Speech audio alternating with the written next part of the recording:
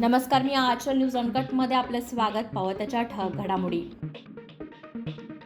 शिवसेना नसती तर अयोध्येत काल रामाची प्राणप्रतिष्ठा झाली नसती. नाशकात संजय राऊतांचा हल्लाबोल.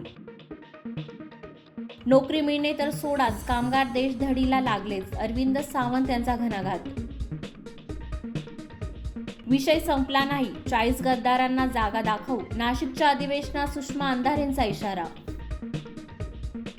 खिचडी घोटाळ्याप्रकरणी ईडीची अटक बेकायदा, सूरज चव्हाणांचा हायकोर्टात अर्ज. राष्ट्रवादी सुनावणीसाठी विधिमंडळ 10 दिवसांची मुदतवाढ मागण्याची शक्यता, सूत्रांची माहिती.